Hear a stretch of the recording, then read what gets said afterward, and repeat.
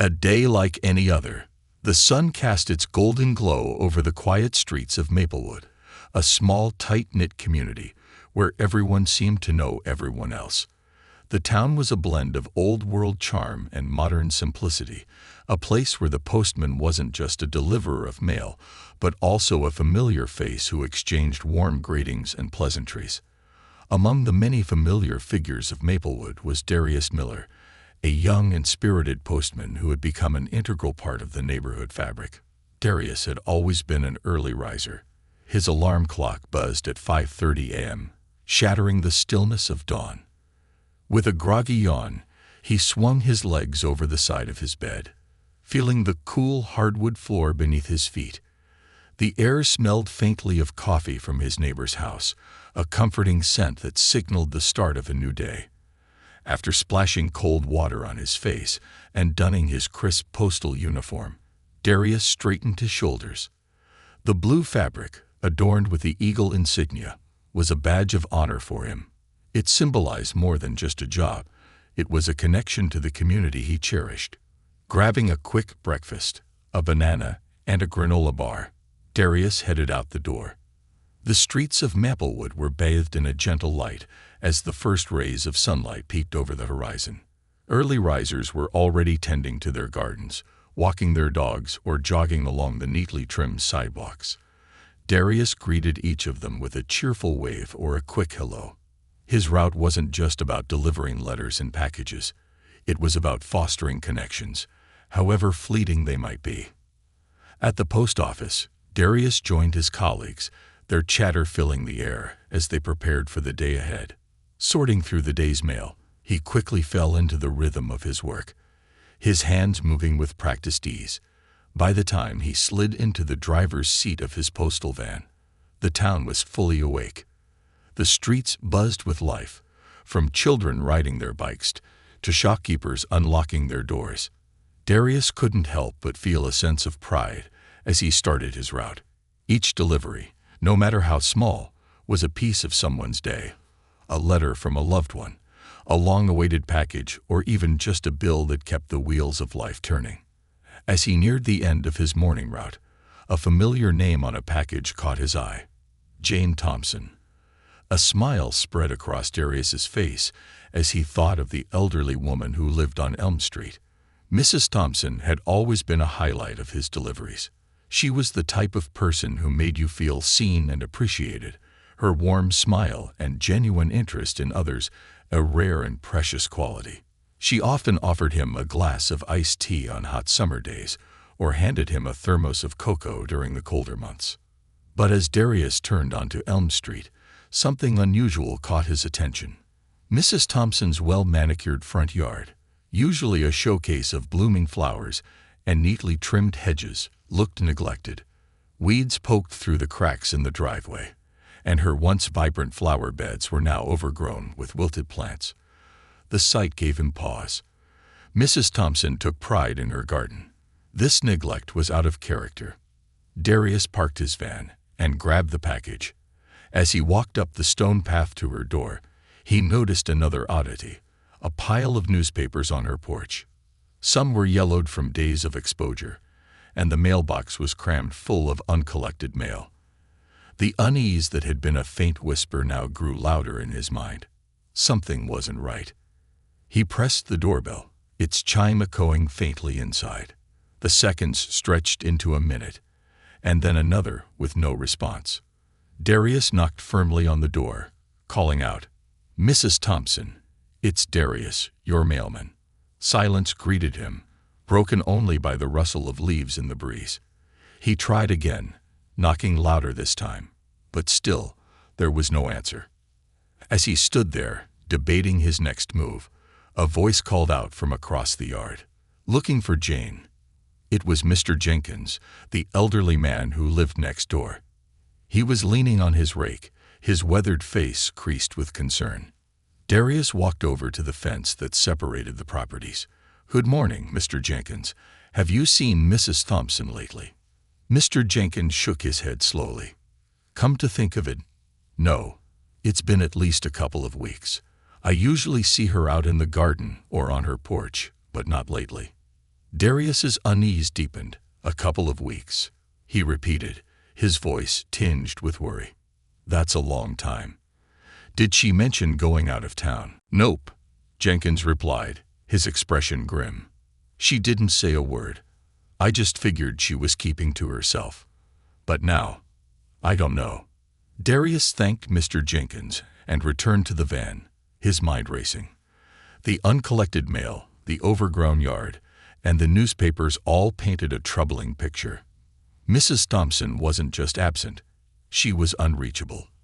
And that wasn't like her. The rest of his route passed in a blur, his thoughts continually circling back to the elderly woman. By the time he reached the post office for his lunch break, his concern had grown into a gnawing worry. Should he call someone? Could it be an overreaction?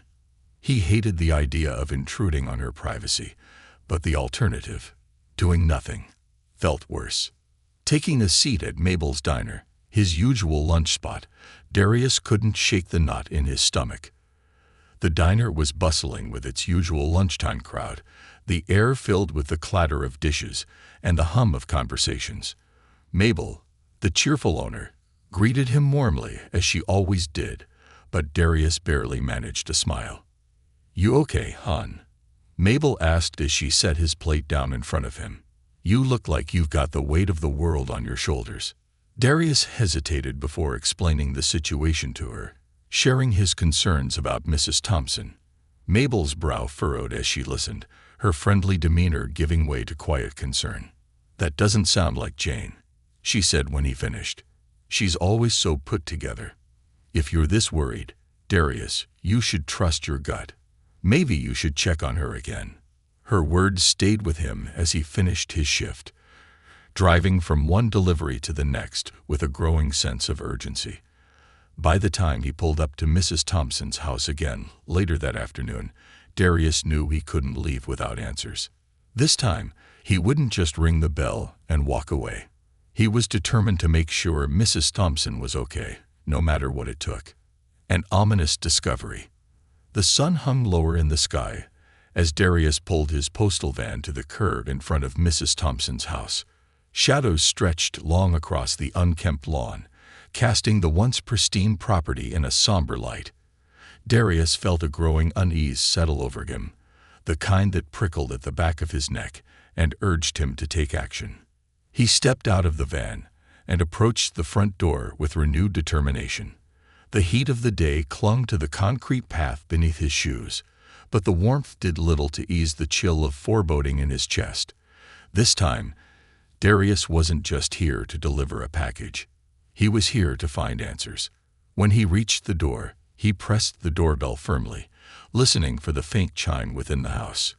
He waited, counting the seconds, but no sound of movement came from inside. The silence felt heavier this time, almost suffocating.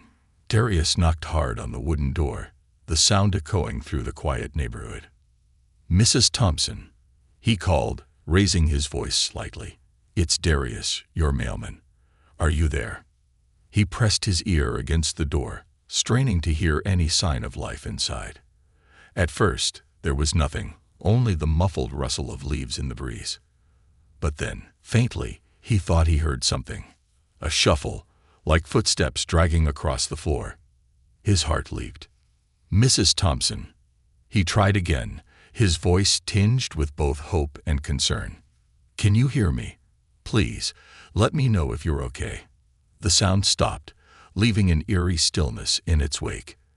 Darius stepped back, glancing at the windows. The curtains were drawn tight, blocking any view of the interior.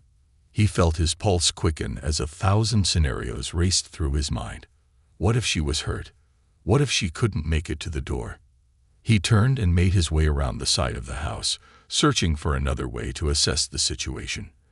The grass in the backyard was overgrown, and weeds had begun to climb the sides of the house.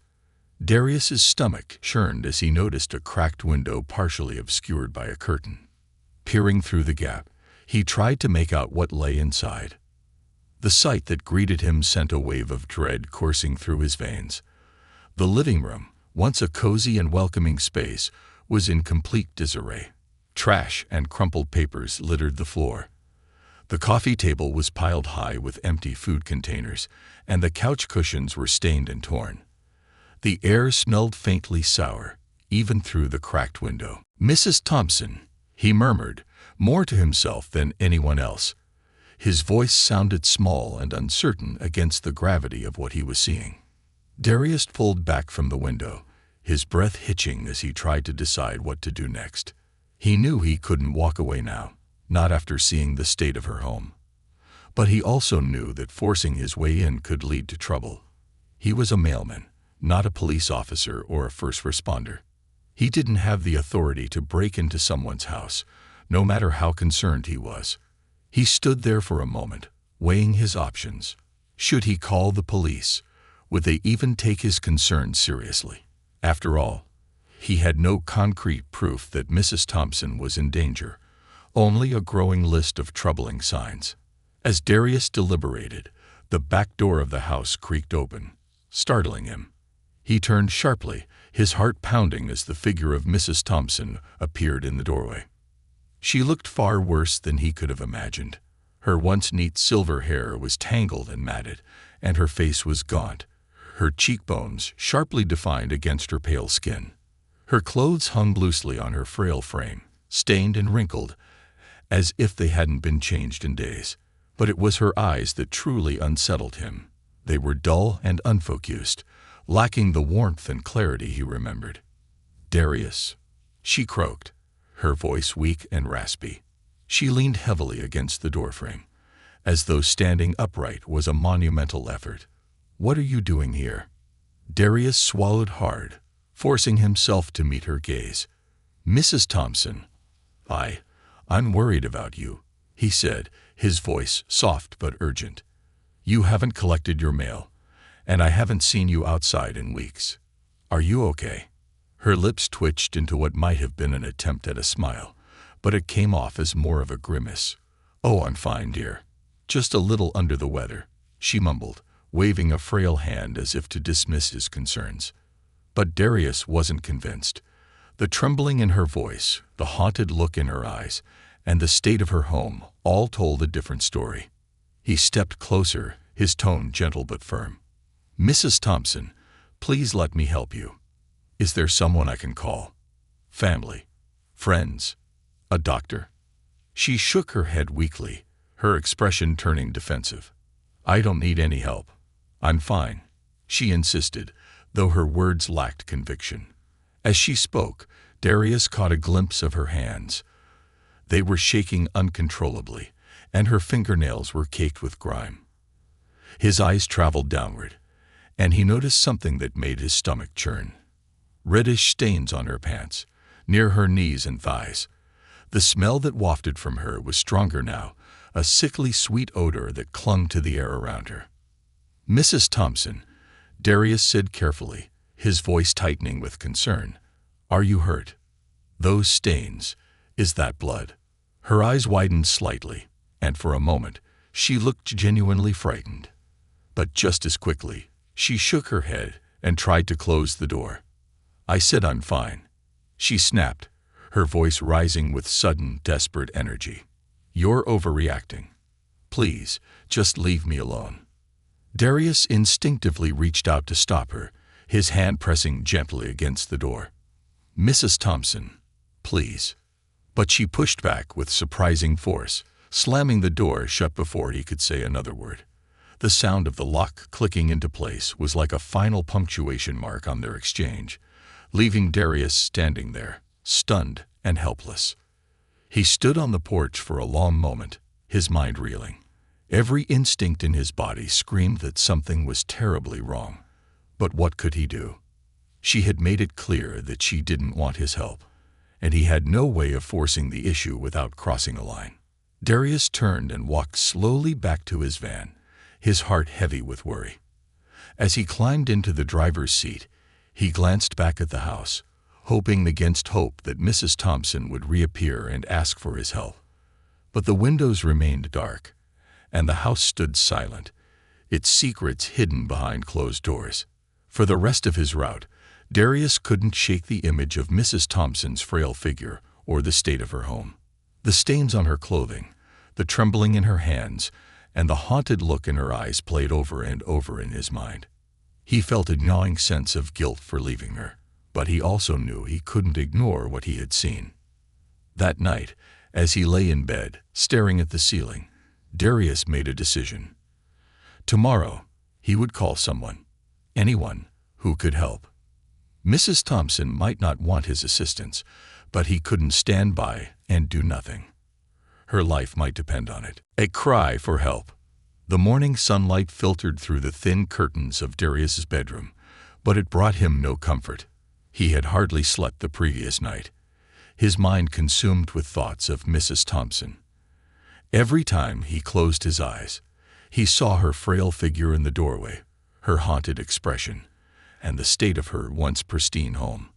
The vivid memory of the reddish stains on her clothing left a pit in his stomach that no amount of rationalizing could ease. As he sat on the edge of his bed, rubbing his temples, he knew he couldn't carry on with his day, as if everything were normal. His routine, usually a source of comfort and stability, felt trivial in the face of the nagging fear that something terrible was happening just a few blocks away. He resolved that today would be different. Today, he would act. After a quick shower and a breakfast he barely tasted, Darius left his apartment with a renewed sense of purpose. He arrived at the post office earlier than usual, his uniform neatly pressed, but his mind elsewhere. As he sorted through the day's deliveries, his hands moved automatically, but his thoughts were consumed by the troubling scene he had witnessed at Mrs. Thompson's house. "Everything okay, Darius?" asked Marcus, one of his coworkers, as he passed by with a stack of envelopes. "Yeah," Darius replied quickly, forcing a smile. "Just a lot on my mind."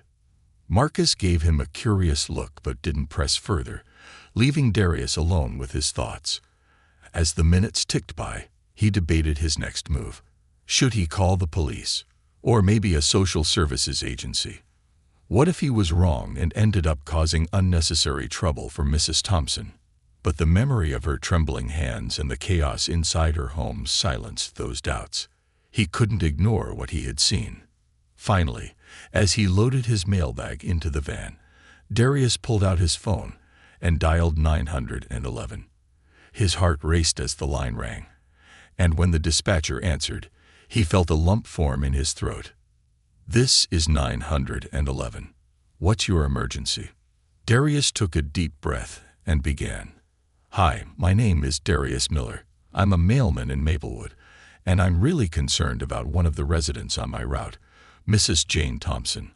I visited her house yesterday, and something's not right. Her home is in disarray. She looks sick, and I think she might be in serious trouble." The dispatcher's tone remained calm but attentive. "Can you tell me more about what you saw, Mr. Miller?" Darius recounted everything in detail: the overgrown yard, the pile of uncollected mail, the faint smell of decay around her home, and most importantly, Mrs. Thompson's appearance and behavior. He hesitated briefly before mentioning the stains on her clothing, but he knew it was important. When he finished, the dispatcher's voice softened. "Thank you for calling this in, Mr. Miller. Based on what you've described, we'll dispatch officers to perform a welfare check as soon as possible. Do you know if Mrs. Thompson has any family or emergency contacts?" "I don't," Darius admitted, his voice tinged with regret.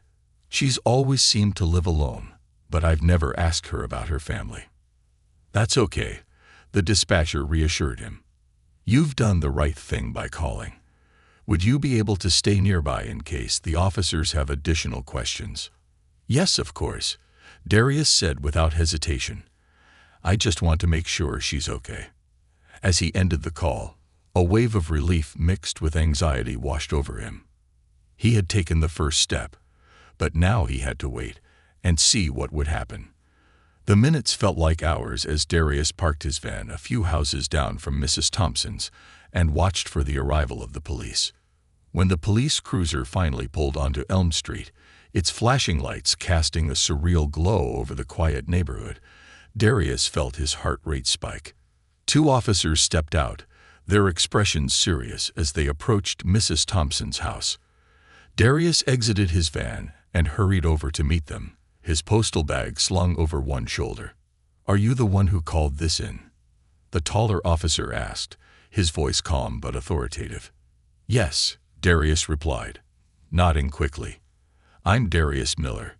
I'm her mailman." The officer took out a small notepad and pen. "Can you walk us through everything you've noticed?" Once again, Darius explained the situation in detail. The officers listened intently, occasionally jotting down notes. When he finished, the shorter officer glanced at his partner, and they exchanged a brief, unspoken look. "Thank you, Mr. Miller," the taller officer said. "We're going to perform a welfare check. Please wait here." Darius watched nervously as the officers approached Mrs. Thompson's door. They rang the doorbell and knocked loudly, identifying themselves as police. For a few tense moments, there was no response. Then, faintly, the sound of footsteps echoed from within. The door opened just a crack, and Darius caught a glimpse of Mrs. Thompson's pale, drawn face. She looked even worse than the day before, her eyes sunken and her posture hunched.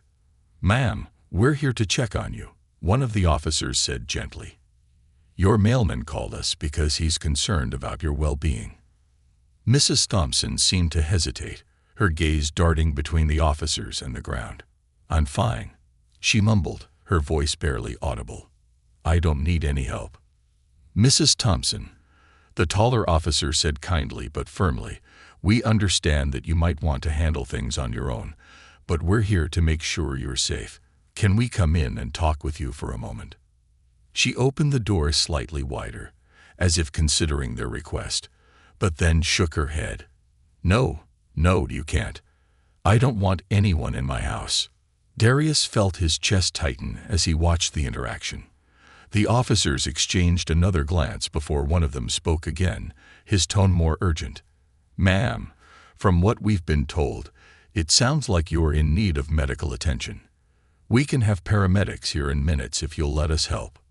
"No," Mrs. Thompson snapped, her voice rising with unexpected strength. "I told you I'm fine. Just leave me alone." With that, she slammed the door shut, leaving the officers standing on the porch and Darius staring in stunned silence. The taller officer sighed and turned back toward him. "We're going to have to escalate this," he said. "Given what you've described and what we just saw, it's clear that she's not in a good state. We'll contact Adult Protective Services and request an emergency intervention." Darius nodded, his stomach twisting with guilt and worry. "Do you think she'll be okay?" The officer placed a reassuring hand on his shoulder. "You did the right thing by calling us. This isn't easy, but sometimes people need help, even if they don't realize it themselves." As the officers returned to their cruiser to make the necessary calls, Darius leaned against his van, his mind racing. He had done everything he could, but the weight of the situation still pressed heavily on him.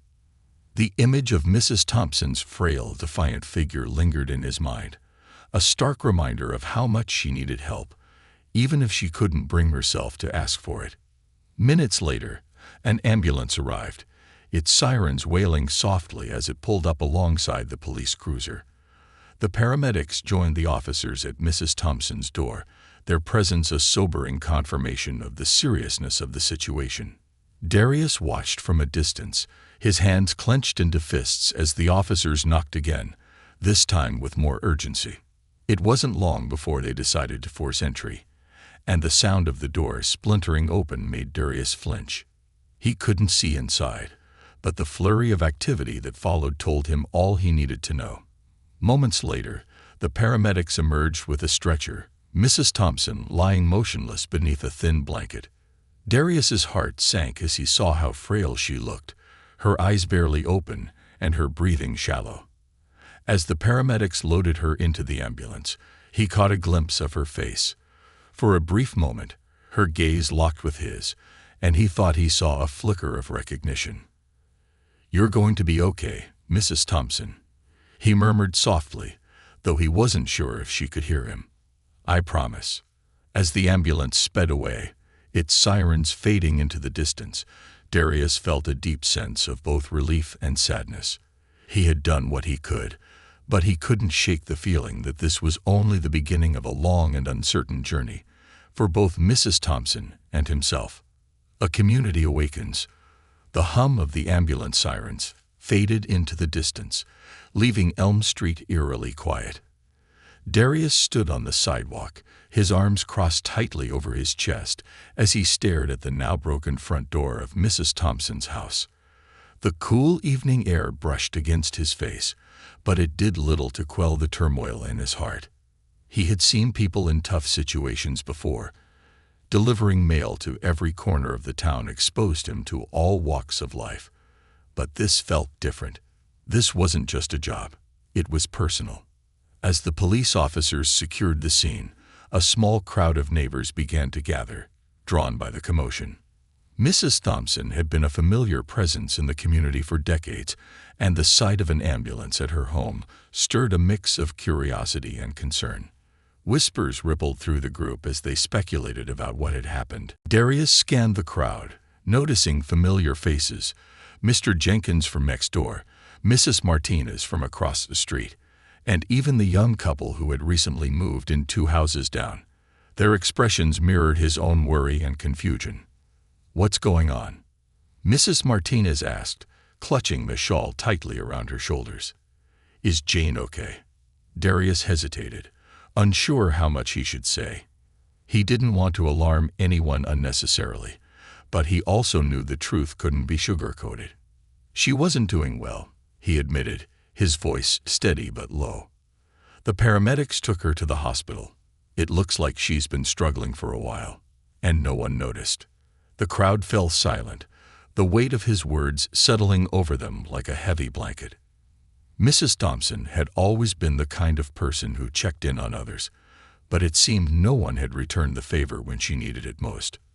"Why didn't anyone say something sooner?" Mr. Jenkins muttered, shaking his head.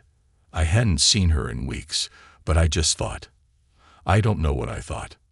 "We're all so busy with our own lives," Mrs. Martinez said softly, her voice tinged with guilt. "It's easy to assume someone else will check in." Darius clenched his fists, frustration bubbling beneath the surface. "That's the problem," he said, his tone sharper than he intended. "We all assumed. I should have noticed earlier too. I see her house every day, but it wasn't until yesterday that I really paid attention." The crowd exchanged uneasy glances, the weight of collective responsibility hanging in the air.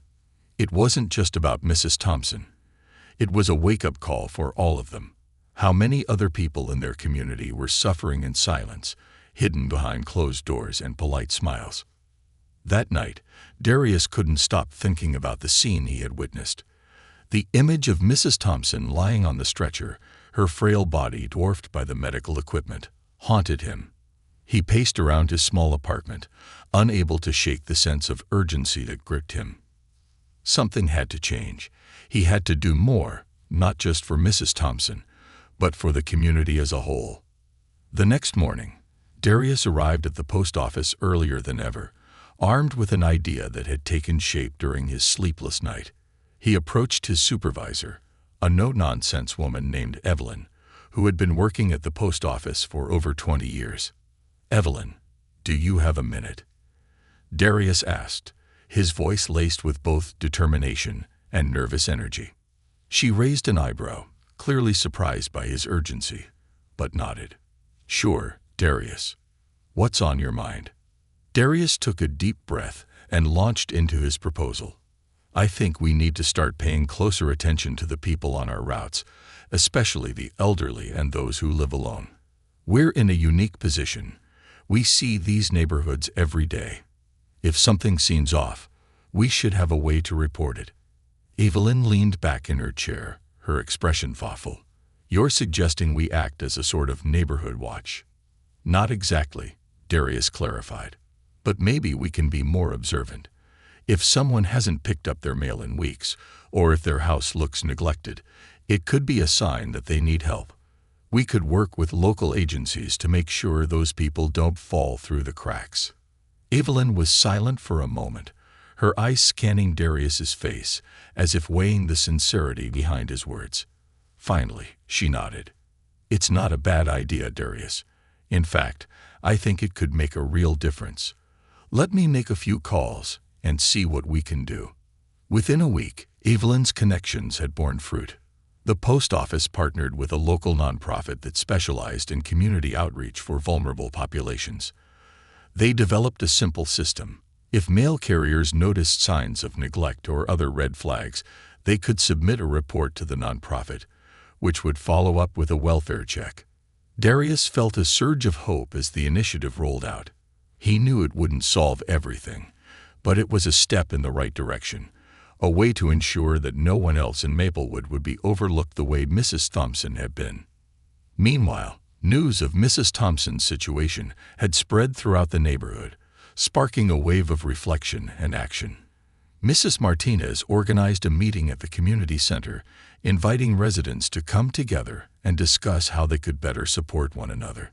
The turnout was larger than anyone expected, with people of all ages filling the room. "We've all been so focused on our own lives that we forgot what it means to be a community," Mrs. Martinez said, addressing the group with tears in her eyes. "We can't let this happen again." The discussion that followed was filled with ideas and solutions: regular check-ins for elderly neighbors, a shared contact list for emergencies, and a rotating schedule of volunteers to help with tasks like grocery shopping and yard work. Darius sat in the back of the room, his heart swelling with pride and gratitude as he listened. For the first time in a long while, he felt like they were truly coming together as a community. 1 week later, Darius found himself standing outside Mercy General Hospital. He had called earlier to check on Mrs. Thompson's condition and was relieved to learn that she was stable and recovering. The nurse on the phone had even mentioned that Mrs. Thompson had asked about him. As he stepped into her hospital room, Darius felt a wave of emotion wash over him. Mrs. Thompson looked frail but far better than she had the last time he'd seen her. Her eyes, though tired, held a spark of the warmth he remembered. "Darius," she said softly, her voice raspier than before, but still carrying the same kindness. "You came." "Of course I did," he replied, pulling up a chair beside her bed. "How are you feeling?" Mrs. Thompson managed a small smile. "Better, thanks to you. They told me you were the one who called for help."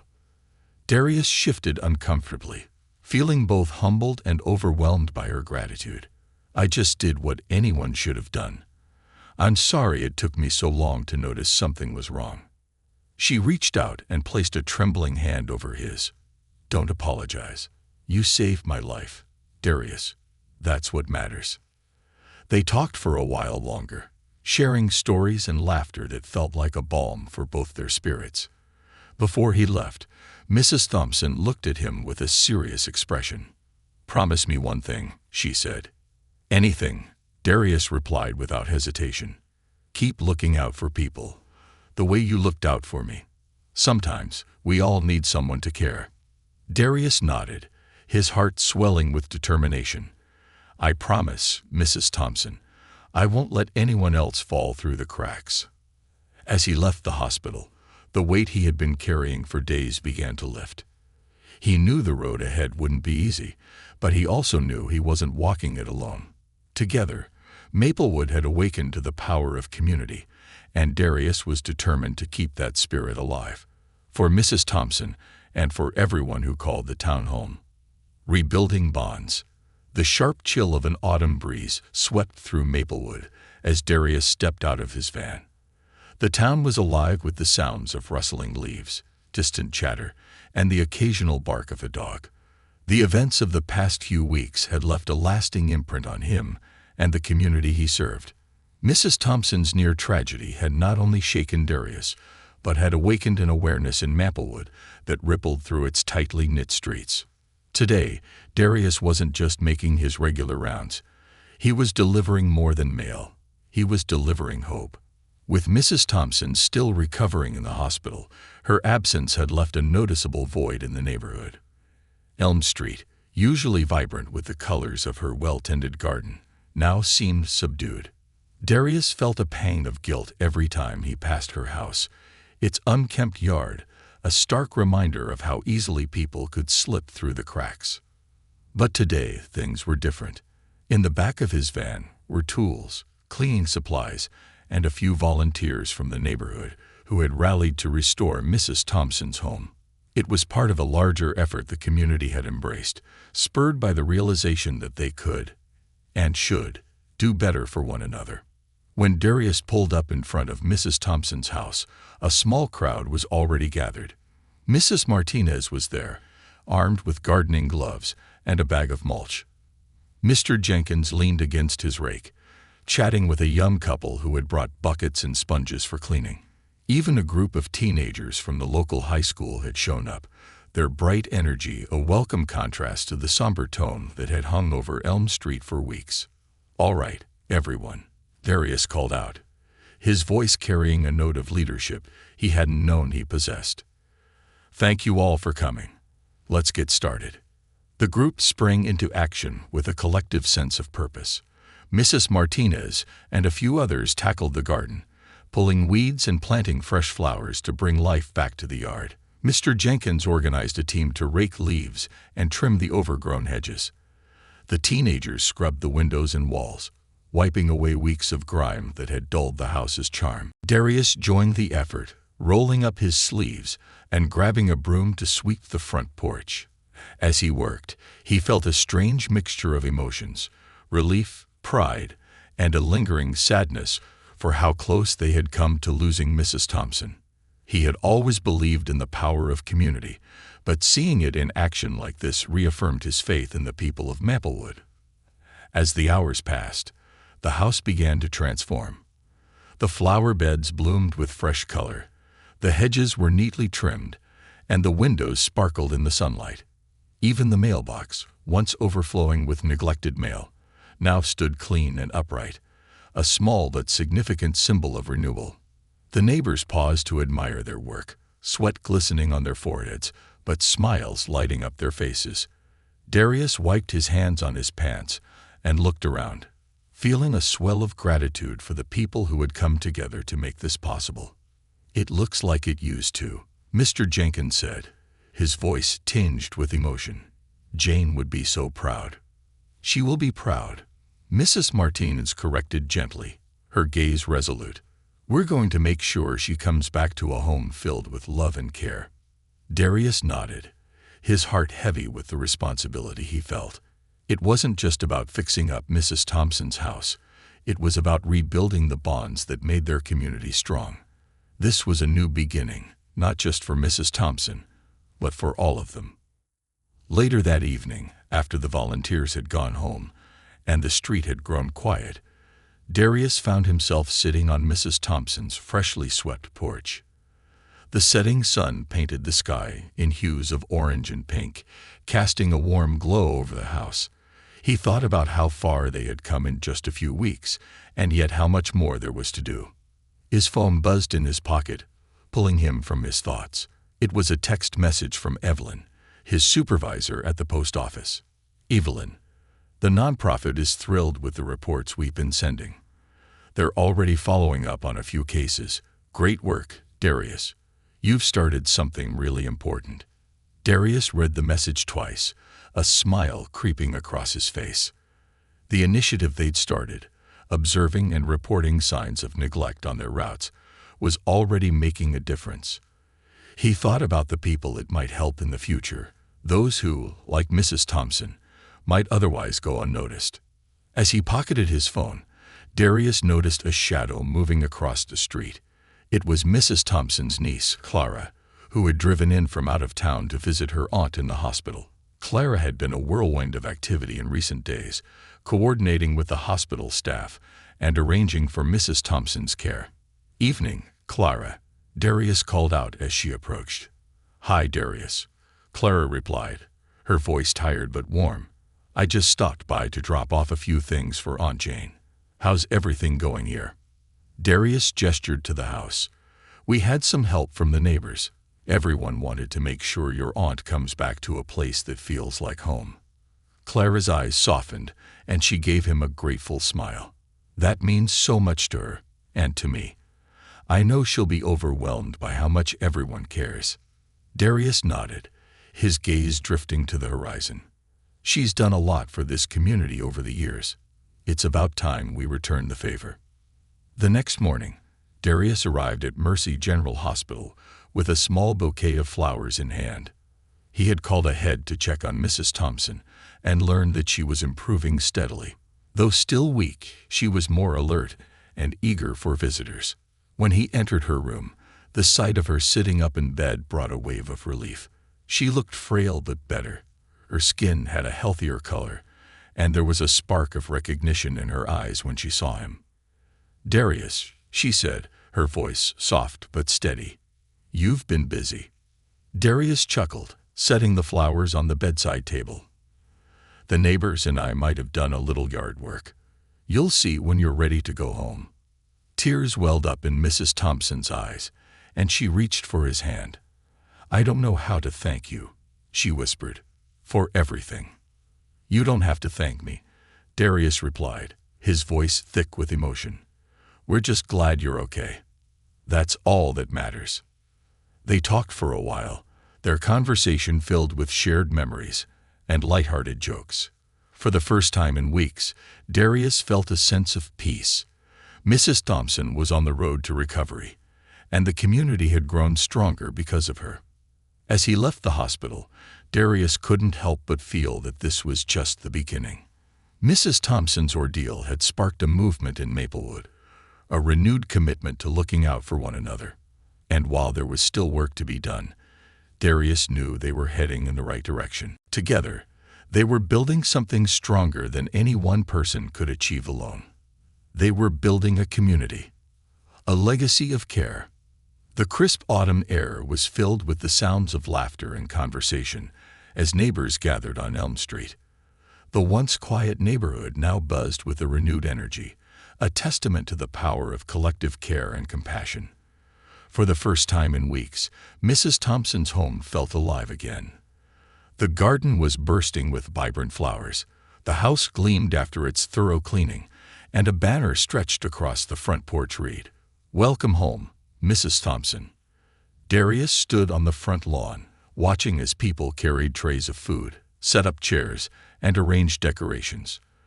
The community had come together to organize a welcome home celebration for Mrs. Thompson, an event that symbolized not just her recovery, but also the healing of the neighborhood itself. As Clara pulled into the driveway with Mrs. Thompson in tow, the crowd erupted into cheers. The car door opened, and Clara stepped out, moving to help her aunt, but Mrs. Thompson waved her off with a soft laugh. Though she leaned heavily on her cane, she managed to stand on her own, her frail frame wrapped in a cozy cardigan. The smile on her face was radiant. "Oh my goodness," Mrs. Thompson murmured, her eyes scanning the gathering with disbelief. "All this for me?" Darius stepped forward, his heart swelling at the sight of her. "It's not just for you, Mrs. Thompson," he said warmly. "It's for all of us. You reminded this neighborhood what it means to care for each other." Mrs. Thompson's eyes glistened with tears as she looked around, taking in the faces of her neighbors, many of whom she hadn't seen in weeks. "You've done so much," she said, her voice trembling. "I don't deserve this. You've always been there for us." Mrs. Martinez chimed in, stepping forward with a tray of cookies. "It's about time we returned the favor."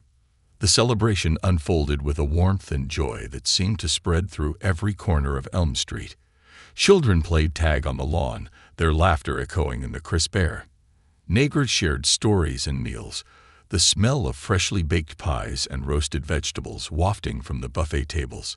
It was a scene of unity, a stark contrast to the isolation and neglect that had marked the weeks before.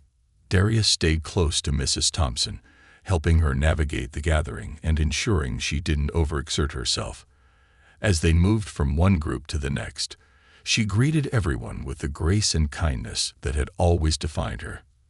For many, this was their first opportunity to express their concern and gratitude directly. "I'm so sorry I didn't check on you sooner," Mr. Jenkins said, his voice heavy with emotion. "I just assumed you were busy or out of town." "You have nothing to apologize for, Tom," Mrs. Thompson replied, placing a hand on his arm. "None of us can do it all alone. But what matters is that we're here for each other now." As the sun dipped below the horizon, casting the street in shades of gold and purple, Darius found himself sitting with Mrs. Thompson on her freshly restored porch.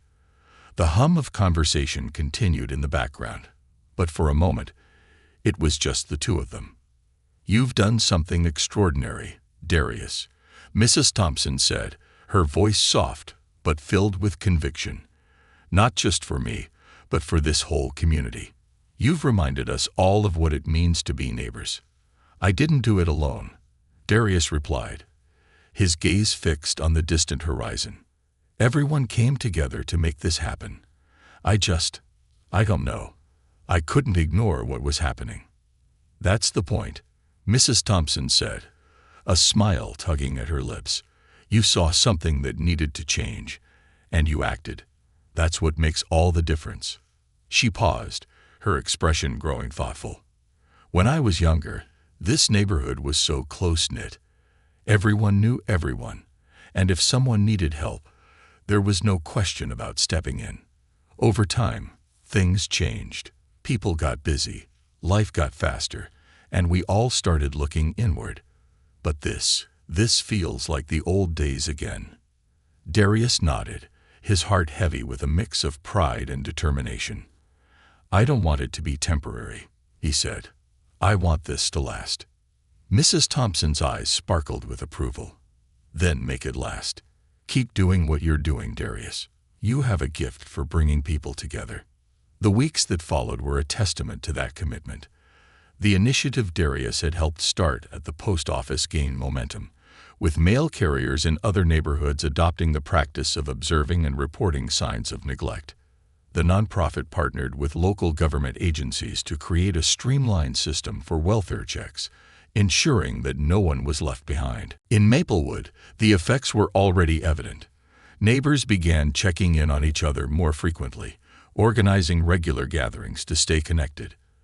A new community board was set up at the local library, listing resources for those in need and opportunities for volunteers to get involved. Darius found himself at the heart of these efforts, not because he sought recognition, but because people trusted him. His quiet determination and genuine care for others inspired those around him, and he became a symbol of the change that was sweeping through the town. One crisp morning, Darius stopped by Mrs. Thompson's house on his route, as he often did now. She greeted him at the door with a smile, looking healthier and more vibrant than she had in months. "I have something for you," she said, disappearing into the house and returning with a neatly wrapped package. Darius took it with a curious smile, unwrapping it carefully. Inside was a framed photo of the community gathered in front of her house on the day of the Welcome Home celebration. The banner was visible in the background, and everyone was smiling. Neighbors, children, even the teenagers who had reluctantly cleaned windows. "This is for you," Mrs. Thompson said, "to remind you of what you've done. You gave us all something we'd forgotten, a reason to come together." Darius stared at the photo, his throat tightening with emotion. "Thank you, Mrs. Thompson. This means a lot." "You mean a lot, Darius," she said, her tone sincere. "Don't ever forget that." As Darius continued his route that day, the photo tucked safely in his van, he felt a sense of purpose that he hadn't known before. The road ahead wouldn't always be easy, but he knew he wasn't walking it alone. Together, Maplewood had created something lasting, a legacy of care that would endure for generations. And as he delivered letters and packages, exchanging smiles and greetings with the people who made up his community, Darius felt something he hadn't in a long time. Hope. Hope that even in the busiest, most distracted world, a little kindness could spark something extraordinary.